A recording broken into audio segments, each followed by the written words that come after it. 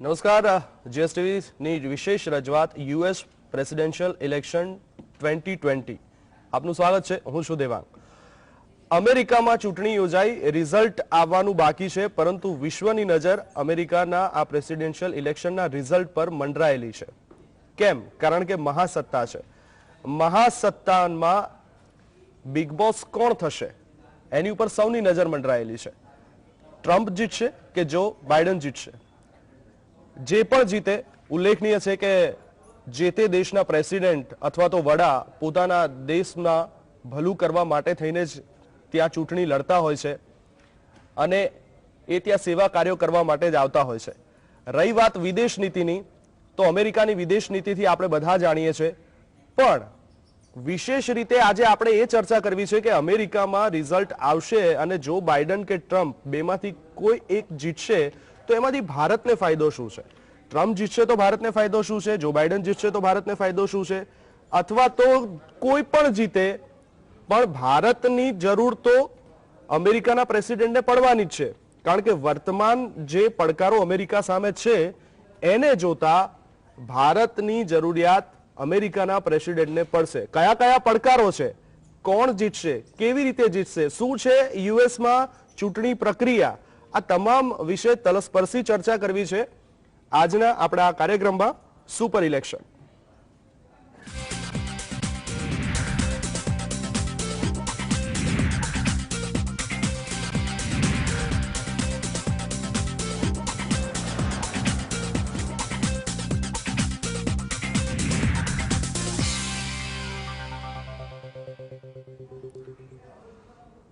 તો ચર્ચા શરૂ કરું એ પહેલા થોડીક મુખ્ય વાતો આપને જણાવી દઉં કે કુલ અમેરિકામાં જો બેઠકની વાત કરીએ તો 538 છે. બહુમતી માટે 270 બેઠકોની જરૂર પડતી હોય છે. ઇલેક્ટોરલ માટે 270 મત જરૂરી. રાષ્ટ્રપતિ બનવું હોય તો 270 નો આંકડો મેળવવો જરૂરી છે. આ તો થઈ બેઝિક વાતો. અત્યારે જો વાત કરવામાં આવે, જે ગણતરી ચાલી રહી છે, જે રુઝાન સામે આવી રહ્યા છે, જો બાઇડન છે 238 બેઠકો તેમને છે અને ટ્રમ્પ પાસે 213 છે. આપણે પણ અહીંયા કહેવાય છે કે જો દિલ્હી જવું હોય તો યુપી થઈને જવું પડે. એવી જ રીતના અમેરિકામાં પણ એવી કહેવતો છે કે જો પ્રેસિડેન્ટ વ્હાઇટ હાઉસ જવું હોય તમારે તો ફ્લોરિડા કે અમેરિકામાં જે ટેક્સાસ છે સૌથી વધારે સીટો ધરાવતું એરિઝોના છે, આ જીતો તો તમે વ્હાઇટ હાઉસ સુધી પહોંચી શકો છો. પણ આ વખતની ચૂંટણી એવી ઐતિહાસિક છે કે કદાચ આ બધી માન્યતાઓ ખોટી પણ પડી શકે છે. આજ વિશે આપણે ચર્ચા કરીએ. આપણી સાથે સ્ટુડિયોમાં હાજર છે દિગંત સોમપુરા, વિદેશી બાબતોના જાણકાર છે. વિનોદભાઈ ગામટુ પણ આપણી સાથે છે. ડોક્ટર યજ્ઞેશ દવે, આજે કદાચ ભાજપ પ્રવક્તા તરીકે નહીં પરંતુ એક બિન નિવાસી ગુજરાતી તરીકે એમની ઓળખ આપીશ તો યજ્ઞેશભાઈ પણ આપણી સાથે છે. અને ઉત્પલ વોરા, નેવી કોમોડોર પણ આપણી સાથે જોડાયા છે. અને ડોક્ટર પરિમલ ત્રિવેદી, રાજકીય વિશ્લેષક, જે ન્યુયોર્કથી આપણી સાથે જોડાયા છે. તેઓ અત્યારે ન્યુયોર્કમાં છે. તો શરૂઆત પરિમલભાઈ આપનેથી જ કરીએ. અત્યારે જે રીતના રિઝલ્ટને લઈને અમેરિકામાં જે માહોલ જોવા મળી રહ્યો છે એ માહોલ જોતા ઇન્ડિયાના જે મીડિયામાં એવી ચર્ચાઓ ચાલી રહી છે કે કદાચ આ રિઝલ્ટ કોર્ટમાં જ આવશે, કોર્ટ જ તેનો ચુકાદો આપશે, કારણ કે જે રીતના ત્યાં હુસાતુસી થઈ રહી છે, જો રિઝલ્ટ આવશે તો ટ્રમ્પની તરફેણમાં નહીં આવે તો ટ્રમ્પ નારાજ થઈને કોર્ટમાં જશે, જો બાઇડનની તરફેણમાં નહીં આવે તો જો બાઇડન પણ કોર્ટ જવાની તૈયારીમાં છે. શું અત્યારે ત્યાં થઈ રહ્યું છે? સૌથી પહેલા તો જીએસટીવી ના દર્શકોને નમસ્કાર. અમેરિકામાં અત્યારે અહીંયા સવારે સમજો સવારે 7:30-8 વાગ્યા છે અને આખી રાત આ બાબતની ચર્ચા થતી, કારણ કે 6 સ્ટેટ એવા છે કે જેની અંદર Michigan, Georgia, Pennsylvania, Nevada, Wisconsin અને એરિઝોના, આ 6 સ્ટેટની સીટો ઉપર હવે અમેરિકાના રાષ્ટ્રપ્રમુખનું ભાવિ દેખાય છે. તમારા જીએસટીવીમાં જે રીતે છે એ રીતે પ્રેસિડેન્ટ ડોનાલ્ડ ટ્રમ્પ 213 સીટ સાથે તમે બતાવ્યું છે અને જો બાઇડન 238 સાથે છે. એકચ્યુઅલી અહીંયા 224 એક્ઝેક્ટ ફિગર છે. ઓકે, હવે આ પરિસ્થિતિમાં જીએસટીવી ના દર્શકોને થોડીક મારે વાત કરવી છે કે કુલ મળીને અમેરિકાનું ઇલેક્શનની અંદર જે પ્રેસિડેન્શિયલ પ્રથા છે એમાં ડાયરેક્ટ વોટ પ્રેસિડેન્ટને જાય છે. હવે આ 6 સ્ટેટમાંથી 3 સ્ટેટ એવા છે જેમાં લગભગ 52 સીટો જાય છે. એમાં પેન્સિલ્વેનિયા, જ્યોર્જિયા અને મિશિગન, આ 3 સીટની લગભગ 52 થી 60 સીટો ડાયરેક્ટ પ્રેસિડેન્ટ ટ્રમ્પને જવાની છે. ઓકે, એટલે એનો અર્થ એવો થયો કે આજના એની ફિગરને પણ તમે કરો તો એ આસાનીથી પ્રેસિડેન્ટ બની શકે એવી સ્થિતિમાં મને દેખાય છે. ગઈકાલે પણ મેં ગુજરાતી ટીવી ચેનલના ઇન્ટરવ્યુમાં કહ્યું હતું કે પ્રેસિડેન્ટ ટ્રમ્પ ઇલેક્શનમાં જીતી શકે એવા સંજોગો દેખાય છે. એનું મૂળ કારણ એ છે કે કુલ વસ્તીના 65% એ અહીંયા મૂળ અમેરિકન છે, લગભગ 16% લેટિન અમેરિકન છે એટલે કે મેક્સિકો બાજુના છે, 14% એ આફ્રિકન અમેરિકન જેને બ્લેક પીપલ કહે છે એ લોકો છે, અને 4% આપણા ઇન્ડિયન્સ અને બીજા માઇગ્રન્ટ્સ છે. બિલકુલ. હવે 65% એ કચકચાઈને એમ કહી શકાય કે એ લોકો અમેરિકન ફર્સ્ટ ના નારા સાથે એ અમેરિકાને પ્રેસિડેન્ટ ટ્રમ્પને વોટ આપવાના છે એવું ગત ઇલેક્શનમાં થયેલું.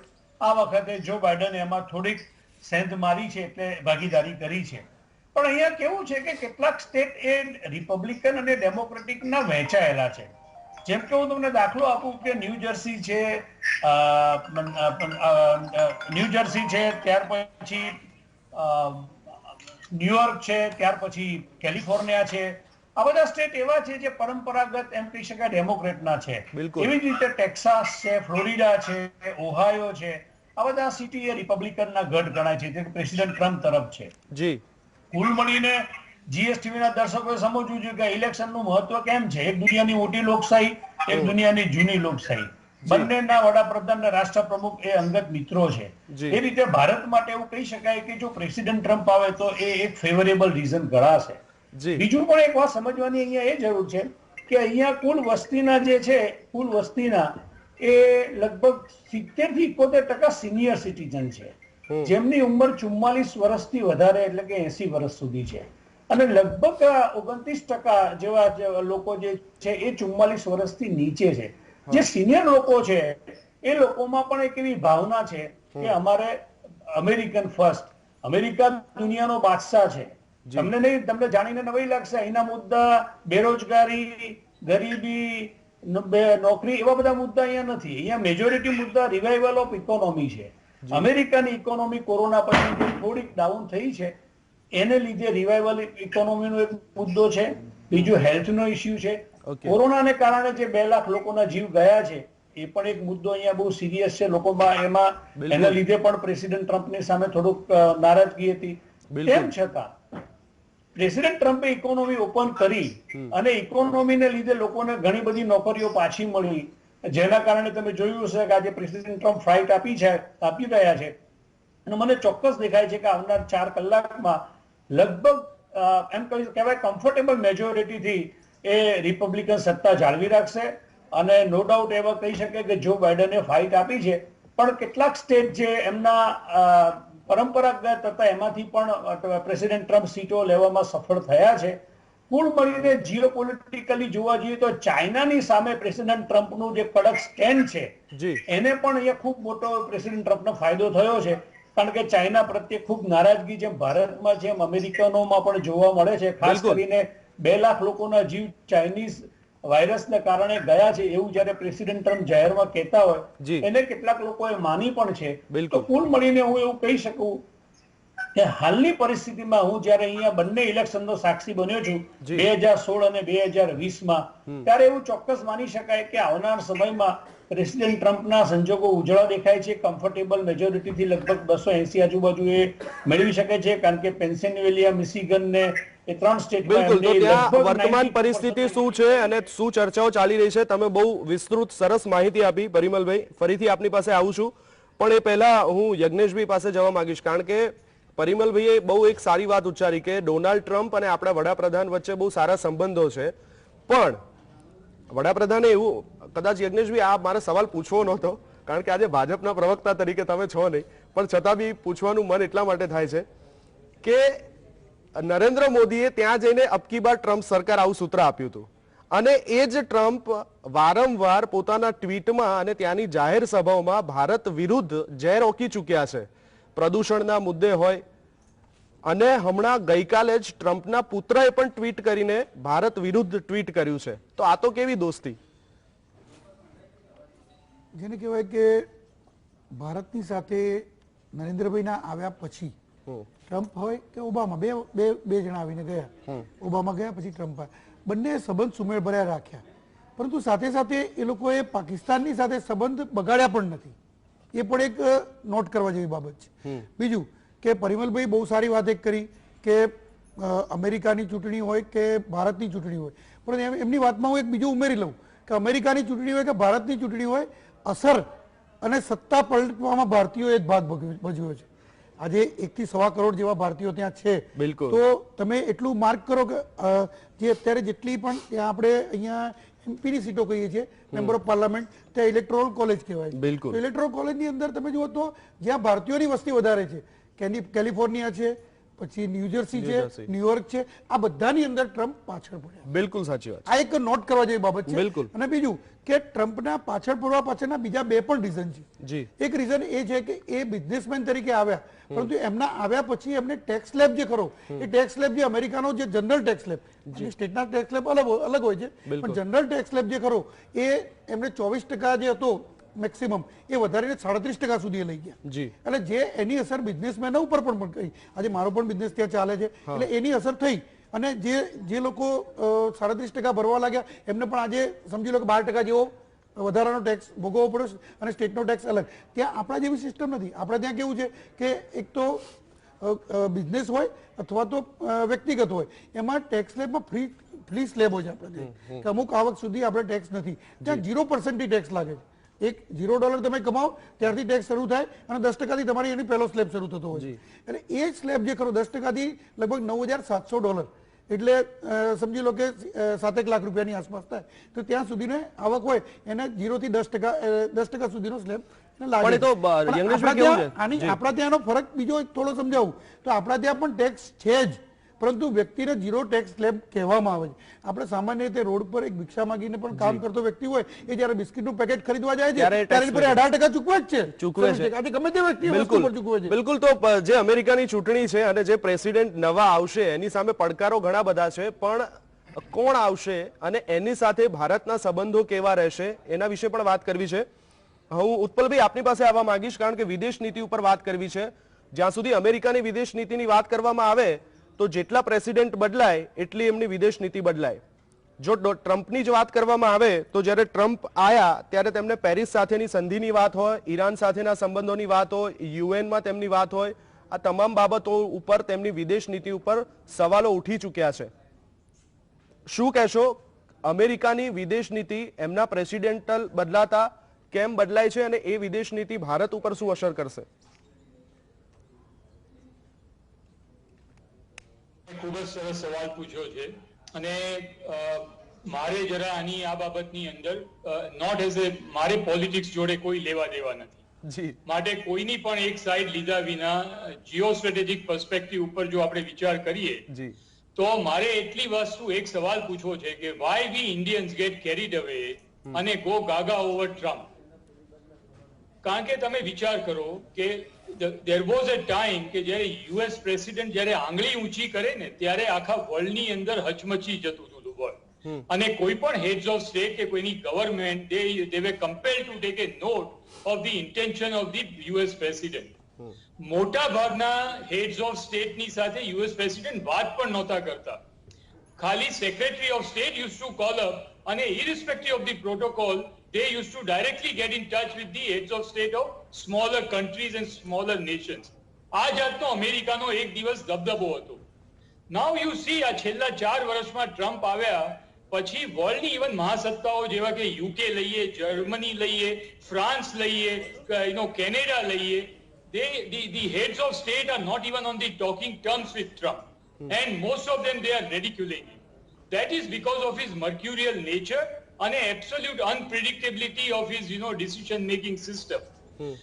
પણ બીજી બાજુએ તમે જુઓ કે અમેરિકાનો કોમ્પ્રિહેન્સિવ નેશનલ પાવર, એની ફોરેન પોલિસી, એની એડમિનિસ્ટ્રેટિવ પાવર, એનો ન્યુક્લિયર કેપેબિલિટી, અને જે જાતના the US armed forces can change the situations on ground with a aerospace command, with a nuclear command, and a nuclear destruction potential. માટે America, whether you like it or not, you have to take note of that country and the president who commands the country like USA. માટે there are so many issues. આપણે હવે ઇન્ડિયાની વાત કરીએ, what have we gained from Trump? There was a great, the fanfare in Texas. Thereafter, there was a great fanfare in, Ahmedabad. And એ પછી, even without spending $1, the US president got so much of recognition. And thereafter, he walked away with a $10 billion worth of US defense equipment na, order લઈને. Which president will not be happy? What has Trump given to India? H1B visa? No. તમે ઇન્ડિયાનું recognition? નો. ઇન્ડિયાને defence જે જાતના equipment આપ્યા છે એમાં he is only catered for America first. અને અમેરિકાના જે ડિફેન્સ ઇન્ડસ્ટ્રી છે એને જ ફાયદો કરાવી આપ્યો છે. અને તેમ છતાં જો કાલે તમે આ રફાલની જ્યારે ફોલો ઓન ઓર્ડર્સ આવશે એ વખતે તમે F-35 or F-18 alpha hornet એ ઓર્ડર જો અમેરિકાને ના આપો તો તમે you see how America reacts to you. બિલકુલ સાચી વાત છે. બિલકુલ ઉત્પલભાઈ, તમારી એકદમ બિલકુલ સાચી વાત. કારણ કે કોઈ પણ દેશના પ્રેસિડેન્ટ હોય તો એ હંમેશા પોતાના દેશ માટે પહેલા વિચારે. આપણે ટ્રમ્પને અહીંયા આવકાર્યા, એમની સાથે આપણે વિશ્વના સૌથી મોટા સ્ટેડિયમમાં સભા પણ કરી, પણ આખરે એ ટ્રમ્પ ભારત પાસેથી લઈને ગયા. વાત હતી કંઈક દઈને જશે, પરંતુ એ ઓર્ડર લઈને ગયા. અને એ દરેક દેશનો કદાચ જે પ્રતિનિધિ હોય એ આ જ કરતો હોય પોતાના દેશ માટે થઈને. એમાં ટ્રમ્પ માટે કશું નવું પણ નથી. પણ ટ્રમ્પની સ્ટ્રેટેજી શું છે એ આપણે જાણીએ છીએ. હવે વાત રહી જો બાઇડન અને કમલા હેરિસન, જો એ આવશે તો એ ભારત માટે શું કરશે? કદાચ આપણે એમની માટે બહુ આત્મીયતા ભર્યા સંબંધો અત્યારે એવી વાતો કરીએ છીએ મીઠી મીઠી કે ભાઈ ભારતની દીકરી છે, ભારત તરફ કૂણું વલણ રાખશે તો આપણને ફાયદો થશે. પણ મારા ખ્યાલથી કમલા હેરિસને આજ સુધી ભારત માટે એવું કોઈ પોઝિટિવ સ્ટેટમેન્ટ નથી આપ્યું. કદાચ એકાદ મહિલા સશક્તિકરણમાં અથવા તો એવા કોઈ કેસ મુદ્દે ભારત વિરોધી નિવેદન આપ્યું છે એવું મારા ધ્યાનમાં છે. હું દિગંતભાઈ આપની પાસે આવવા માંગુ છું. વિદેશ નીતિની જો વાત હોય તો ટ્રમ્પની વિદેશ નીતિ શું રહી છે એનીથી તો આપણે બધા જાણીએ છીએ. હવે આપણે આશા રાખીને બેઠા છે કે ટ્રમ્પ આવશે તો આપણને વાંધો નથી. વાંધો એટલા માટે નથી કારણ કે અત્યારે અમેરિકા સામે પડકારો છે, વ્યાપારિક પડકારો છે, સંરક્ષણ ક્ષેત્રના પડકારો છે. અને એશિયામાં જો ચીન સાથે બાથ ભીડી શકે તો એ ફક્ત ઇન્ડિયા છે. એટલે એને આપણી જરૂર તો પડવાની જ છે. એટલે કોઈ પણ પ્રેસિડેન્ટ આવે ભારતની જરૂર એને પડવાની છે.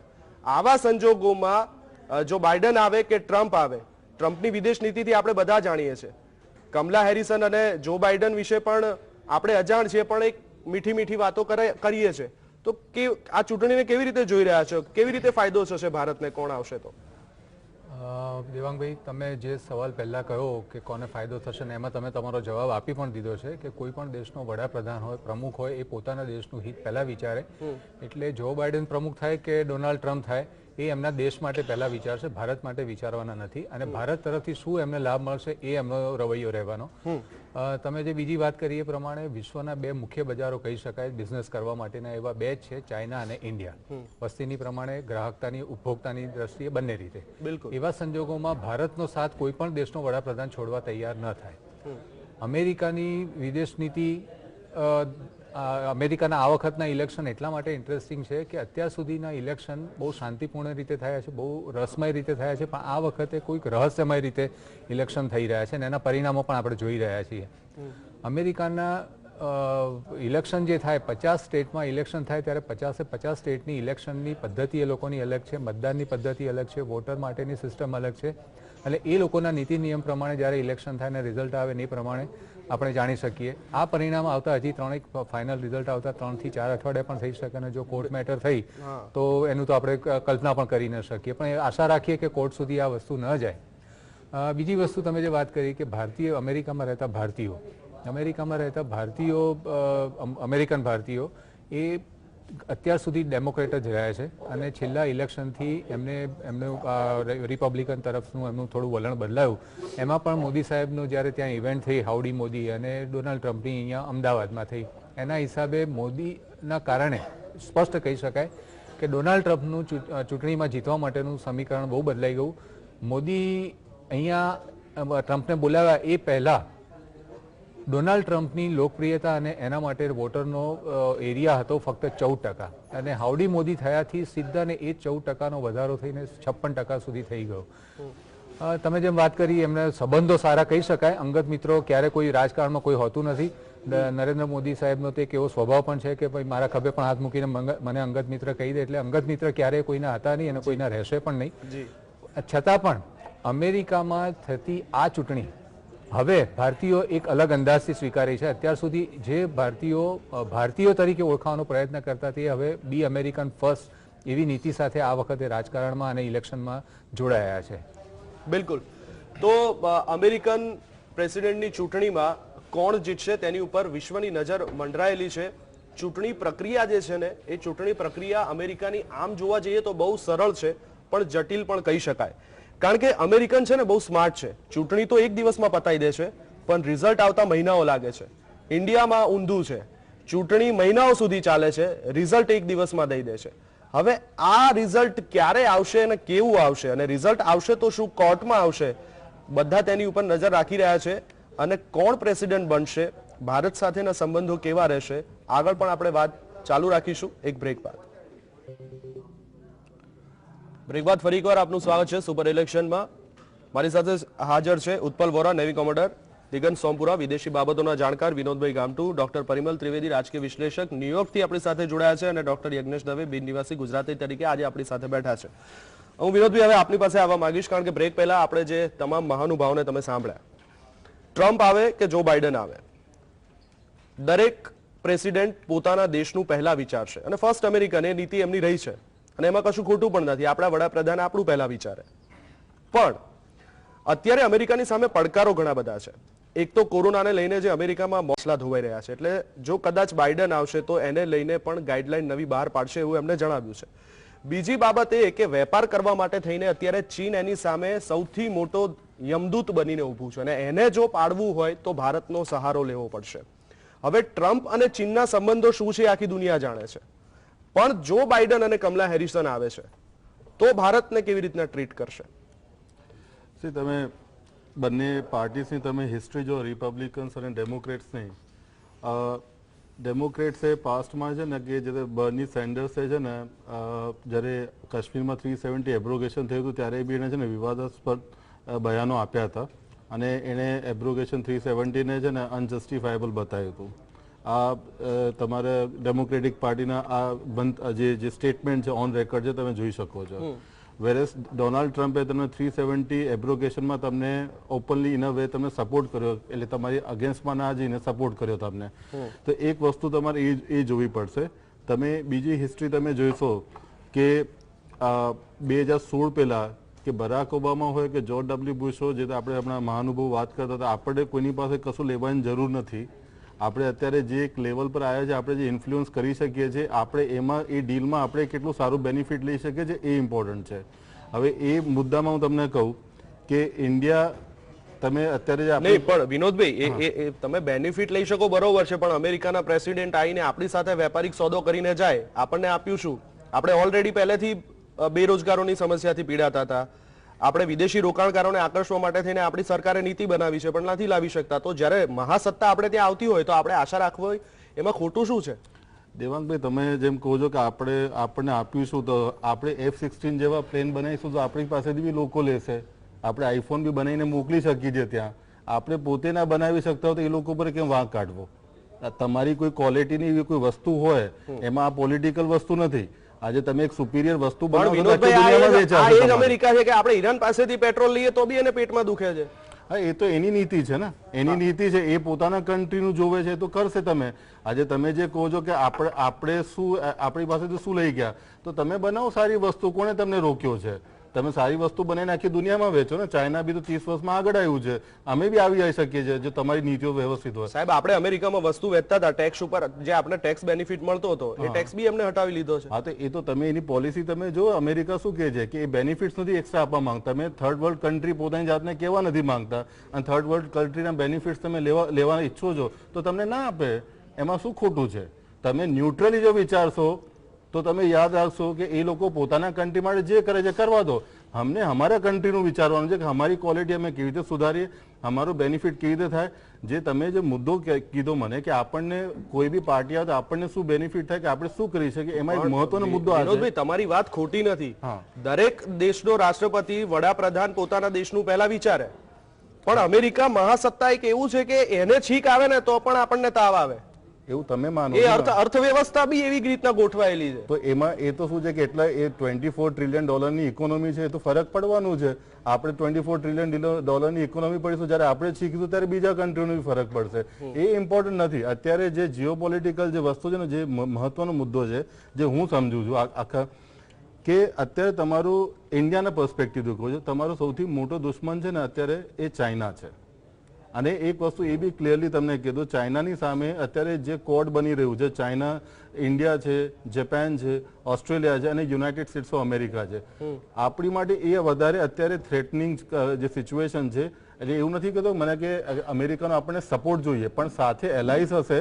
એક વસ્તુ યાદ રાખો, લોકો છે ને એને બહુ ટ્વિસ્ટ કરીને વાત કરતા હોય છે. જ્યારે અફઘાનિસ્તાન જેવા કન્ટ્રી પર બી અટેક કરવો હતો અમેરિકાને, તો 1 મહિનો લીધો હતો ને આખા વર્લ્ડમાં છે ને જ્યોર્જ ડબલ્યુ બુશે અલાઇઝ ભેગા કર્યા હતા.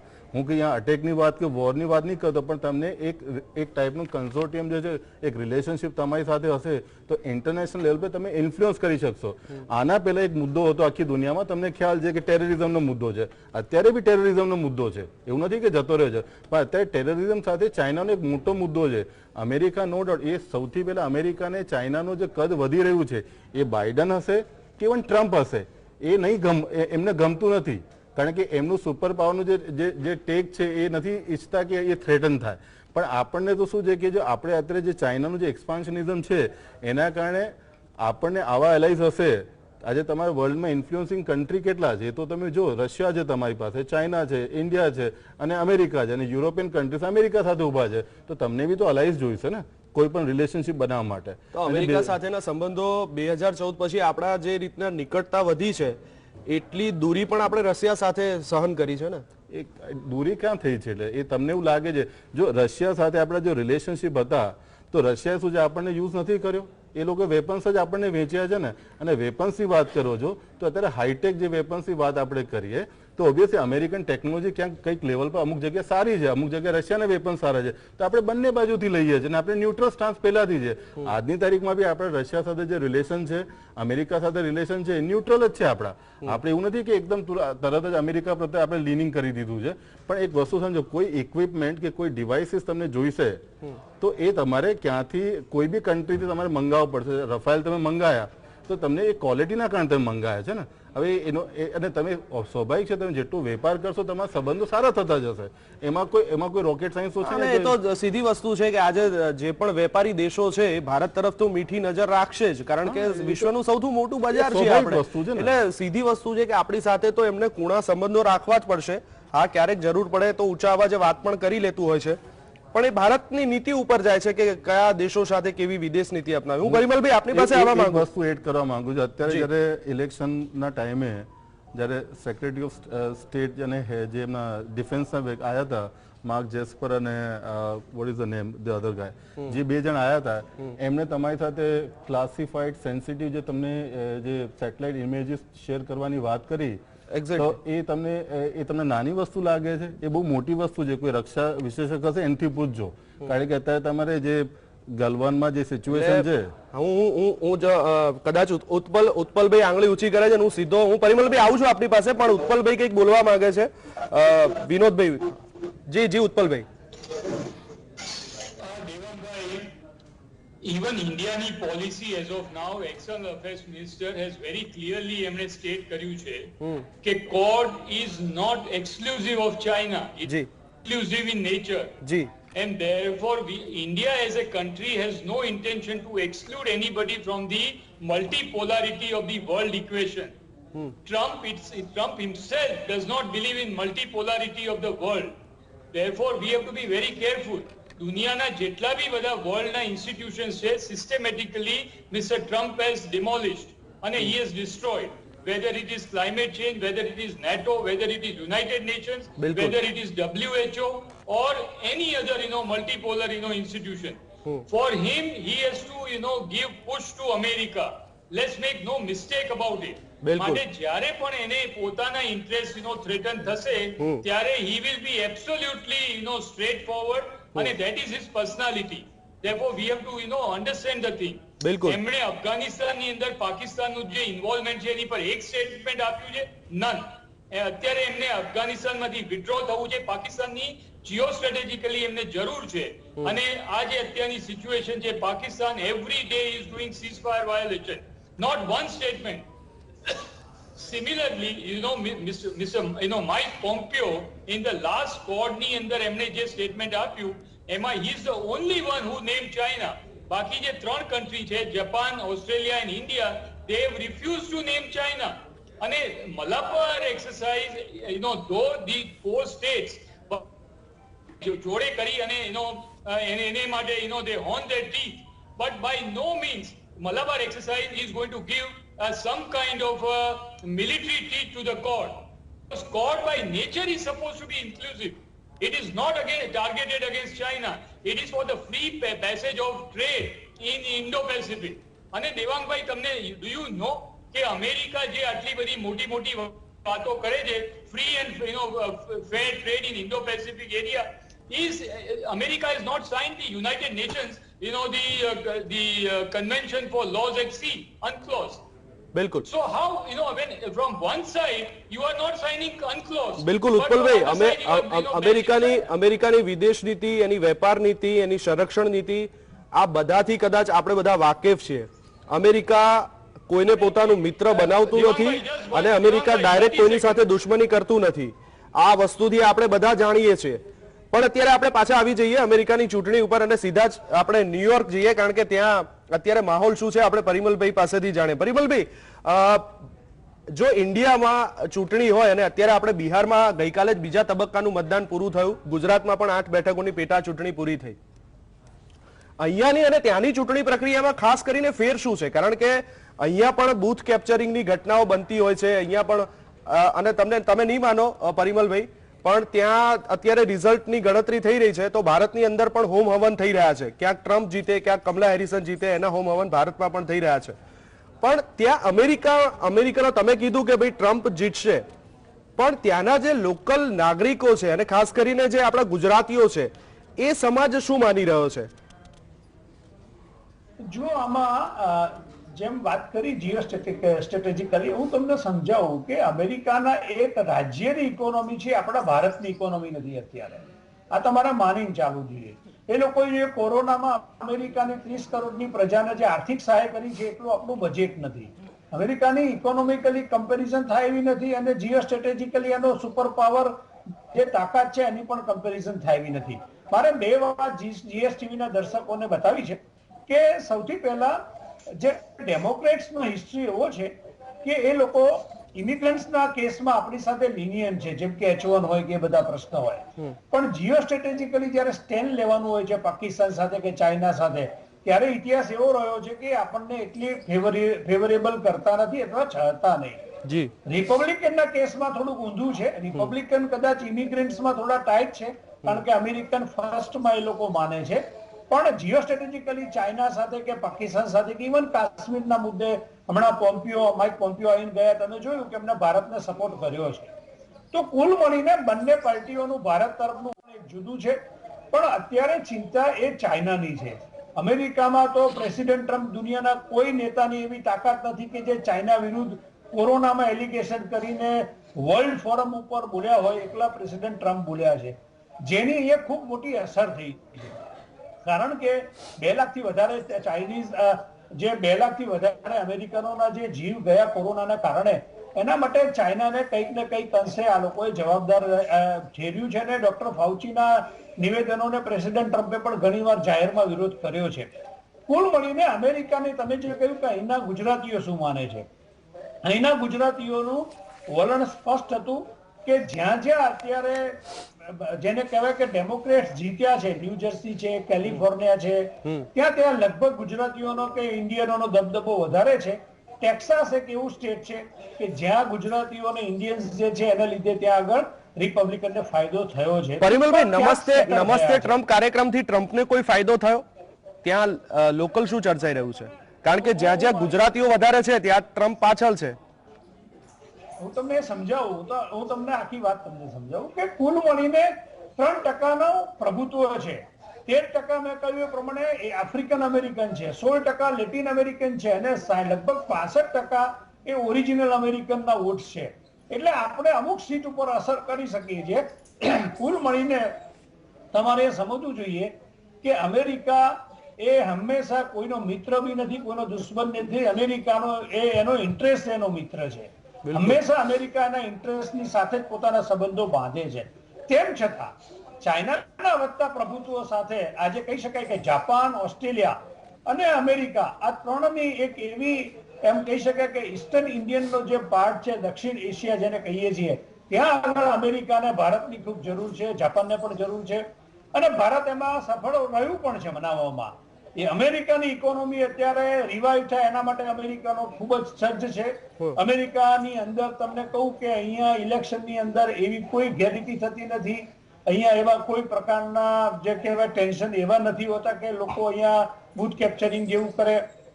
ફેર ઇલેક્શન થાય છે, પણ ઇલેક્શનના રિઝલ્ટ આવતા અમુક સ્ટેટમાં, કારણ કે આ વખતે કોરોનાના લીધે ઓનલાઈન બેલેટ, પોસ્ટલ બેલેટ થયા છે. તો પરિમલભાઈ આવી તો આવી ગેરરીતિઓ થતી નથી, તો પછી કેમ મામલો કોર્ટ સુધી પહોંચવાની વાતો આવતી હોય છે? કેમ ઇલેક્શનના દિવસે વ્હાઇટ હાઉસની બહાર અથવા તો મોટા મોટા જે શોપિંગ મોલ્સ હોય છે એની સુરક્ષામાં વધારો કરવામાં આવતો હોય છે? હથિયારોની વેચાણમાં પણ વધારો થતો હોય છે, આવું પણ એક સર્વેમાં મેં વાંચ્યું છે. જ્યોર્જ ફ્લોઇડનો કેસ બન્યો જેમાં બ્લેક લાઇવ્સ મેટરનું મોટું આંદોલન થયું. એ પછી બ્લેક આફ્રિકન અમેરિકન, જેને બ્લેક પીપલ કહે છે, એમનો જોગ જે છે એ ડેમોક્રેટિક તરફનો છે અને રિપબ્લિકન એ કટ્ટર અમેરિકન હોય એવું દેખાય છે પ્રાથમિક દ્રષ્ટિએ. જેના કારણે બંનેના સમર્થકો થોડા આવેશમાં આવીને કેટલાક નિર્ણયો લેતા હોય છે, જેની સેફટીના ભાગરૂપે, કારણ કે ઘણા મોટા આંદોલનોમાંથી અમેરિકા હમણાં પસાર થયું છે, ખાસ કરીને ફ્લોઇડના કેસ પછી. તેમ છતાં હું તમને કહું કે અહીંયા જે પ્રકારની જે ચૂંટણીની વ્યવસ્થા છે એમાં પ્રેસિડેન્ટ ટ્રમ્પ હમણાં બોલ્યા કે કોરોનાના કારણે કોર્ટે જ્યારે ઇલેક્શનના ક્લોઝિંગ થયા પછી વોટિંગ ચાલુ રાખ્યું કેટલાક સ્ટેટમાં, એનો એમને વિરોધ કર્યો ને જેના કારણે એમને એવું માનવું હતું કે આમાં અમને જસ્ટિસ નહીં મળે. તેમ છતાં તમે જોયું કે લગભગ 90% રિઝલ્ટ આવી ગયા છે. જેને કહેવાય કે અત્યારે ડેમોક્રેટ જીતથી દૂર છે અને રિપબ્લિકન જીતથી નજીક છે. એ લગભગ પ્રેસિડેન્ટ ટ્રમ્પ 276 થી 280 ની વચ્ચે સીટ લાવી શકે એવી સ્થિતિમાં દેખાય છે.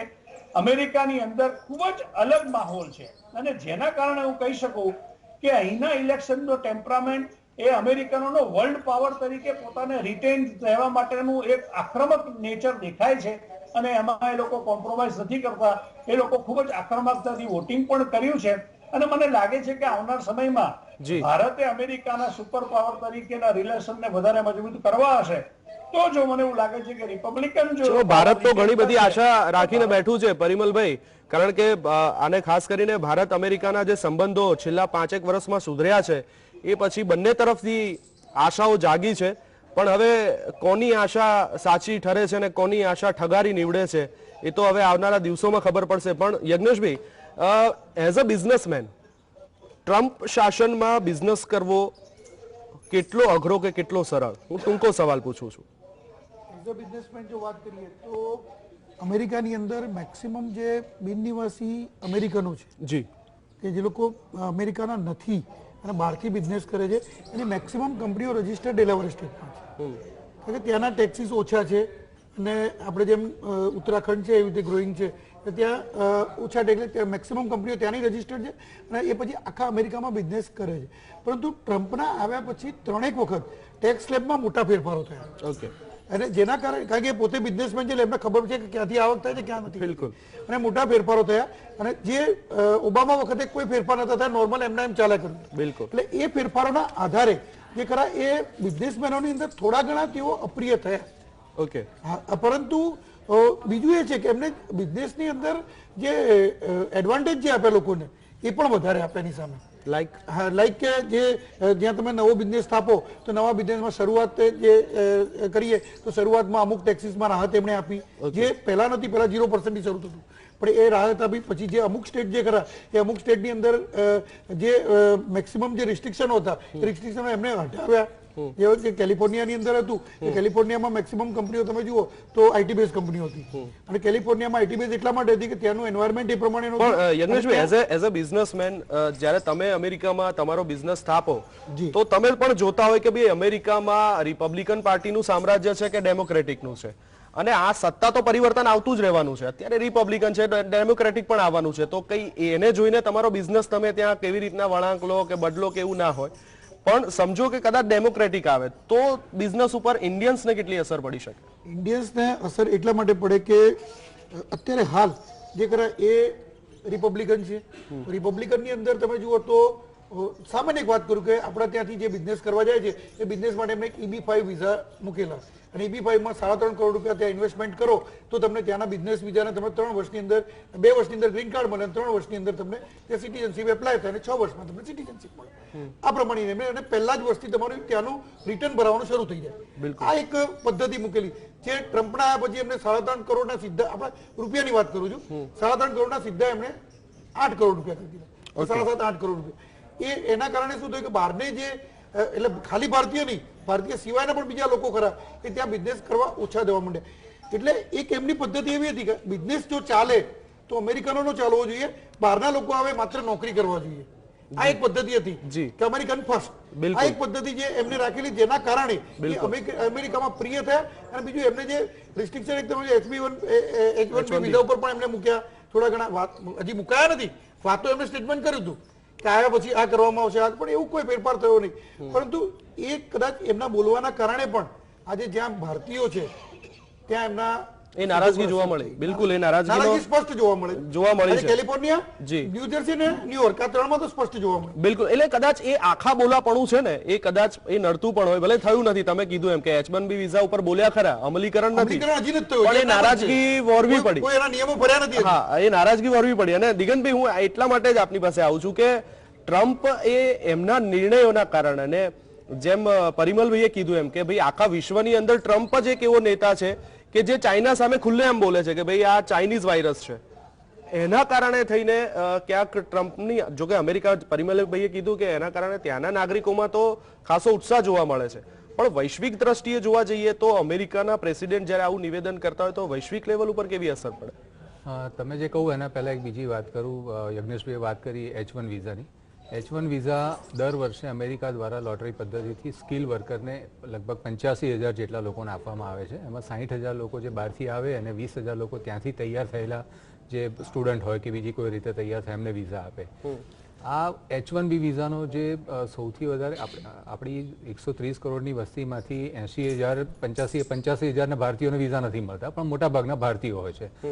ભારતીય કારીગરો વધારે કુશળ છે, વધારે કામગરા છે અને દરેક જગ્યાએ કોમ્પ્રોમાઇઝ કરીને સારું કામ કરી આપવા માટે અમેરિકન કંપનીને બહુ ઉત્સાહથી કામ કરતા હોય. એટલે અમેરિકન કંપનીઓ ભારતીય કામદારોની પહેલી પસંદગી કરતા હોય એટલે સૌથી મોટો વિરોધ ત્યાંની કંપનીઓના તે ભારતીય કામદારો માટે H-1 વિઝા અપાવવા માટેનો. H-1ની એક આ વાતથી બીજી વાત એ છે કે ડોનાલ્ડ ટ્રમ્પની ઓળખ અમેરિકામાં ટ્વિટર પ્રેસિડેન્ટ તરીકેની છે. બાથરૂમમાં બેઠા હોય એને કંઈ યાદ આવે ફટ દઈને ટ્વિટર કરી દે, એટલે પણ એનું અમલીકરણ નથી થતા. વોશિંગ્ટન પોસ્ટે હમણાં એના આંકડા જાહેર કર્યા, એમાં 20,000 વખત ડોનાલ્ડ ટ્રમ્પ જૂઠું બોલ્યા છે. ડોનાલ્ડ ટ્રમ્પે આ અગાઉ ઇમિગ્રેશનને લગતા જે અમુક જે કાયદાઓમાં ફેરફાર કર્યા, સિટીઝનશીપ બાય બર્થ, એ બહુ મોટો ફટકો માર્યો છે. એ ફક્ત ભારતીયોને નહીં, દરેક વસાહતીઓ માટે એ લાગુ પડી શકે છે.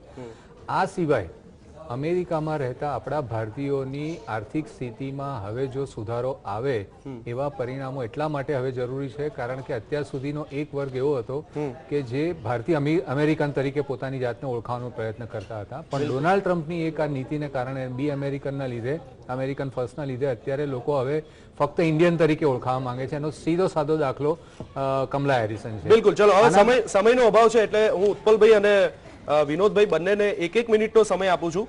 સૌથી પહેલા ઉત્પલભાઈ, આપનું અમેરિકા અને ભારતના સંબંધો, પાર્ટી કોઈ પણ આવે, રિપબ્લિક આવે કે ડેમોક્રેટ આવે, પણ Bharat America relations win win position કે વિન લોસ પોઝિશન?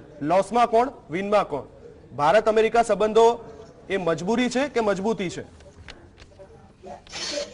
દેવાંગભાઈ, બંને છે. મજબૂરી પણ છે અને મજબૂતી પણ જરૂરથી લાવવી પડશે.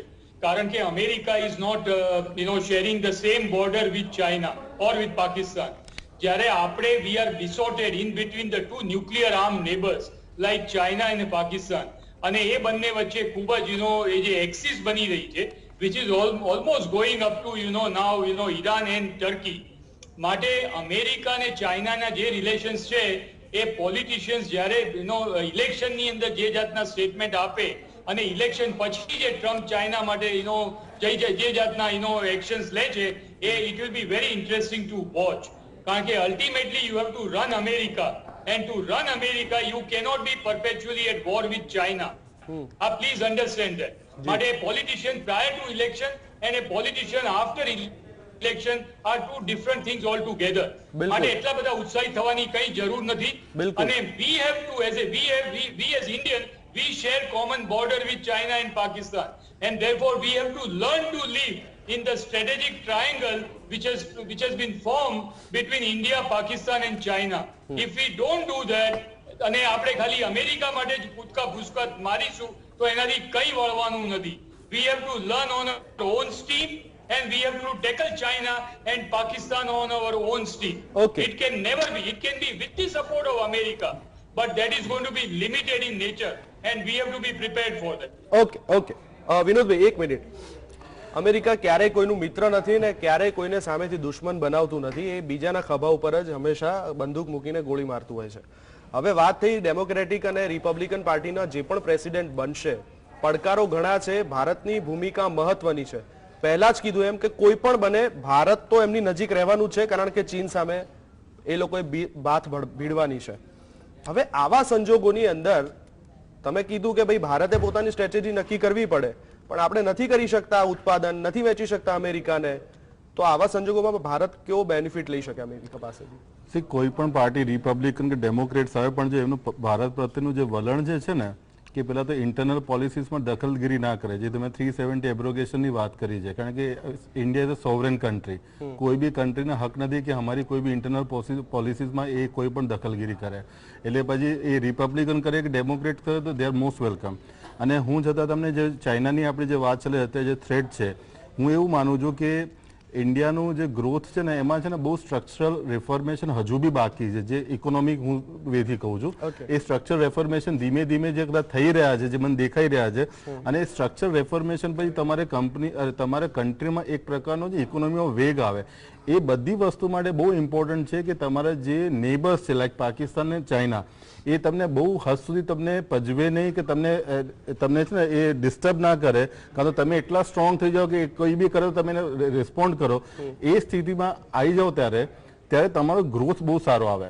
એના માટે તમને જે બી એલાઇઝ જોઈએ, જે જાપાન તમારી સાથે બેઠું છે, ઓસ્ટ્રેલિયા બી તમારી ફેવરમાં વાત કરે છે, અને અમેરિકામાં ટ્રમ્પ હોય કે બાઇડન હોય, જો ઇન્ડિયાની ફેવરની વાત કરશે અને ચાઇનાના કન્ટેનમેન્ટમાં જો ઇન્ડિયાનો સપોર્ટ કરશે તો ઇન્ડિયાને એક સ્ટેબલ ટાઈમ જોઈએ ગ્રોથ કરવા માટે. હું તમને 2-5 વર્ષની વાત નહીં કરતો, તમને આગળના જો 20-25 વર્ષની વાત કરું છું. ફર્ગેટ અબાઉટ બીજેપી, કોંગ્રેસ, એ બધી વાતોમાં બી નથી પડવા માંગતો, પણ એક સ્ટ્રક્ચર બનશે ને તો તમે ને હું વધારે ગ્રોથ કરી શકીશ. બિલકુલ, પણ એની માટે બંને દેશોની વચ્ચે રાજકીય સ્થિરતા રહેવી પણ એટલી જરૂરી છે અને વિદેશ નીતિ પણ એટલી સ્ટ્રોંગ હોવી જરૂરી છે. વેલ, ચર્ચા કરી કે જે સુપર ઇલેક્શન છે અમેરિકાની અંદર, પ્રેસિડેન્ટ કોઈ પણ બનશે, પણ તર્ક એ નીકળી રહ્યો છે કે ભારત સાથેના સંબંધો તો સુમેળ ભર્યા જ રહેવાના છે, કારણ કે વ્યાપારિક દ્રષ્ટિએ જોઈએ કે સંરક્ષણિક દ્રષ્ટિએ જોઈએ તો ભારતની જરૂર અમેરિકાને ચોક્કસથી પડવાની છે. ભારત શું લાભ લઈ શકે છે અથવા તો અમેરિકા શું ભારતને આપી શકે છે, એ કદાચ બંનેની વિદેશ નીતિ ઉપર નક્કી થશે. વેલ, આ ચર્ચામાં ભાગ લેવા માટે થઈને ઉત્પલભાઈ, દિગંતભાઈ, વિનોદભાઈ, પરિમલભાઈ અને યજ્ઞેશભાઈ, આપ તમામનો આભાર. દર્શક મિત્રો, ચર્ચામાં અત્યારે બસ આટલું જ. વધુ સમાચાર અને અપડેટ માટે આપ જોતા રહો GS TV. નમસ્કાર.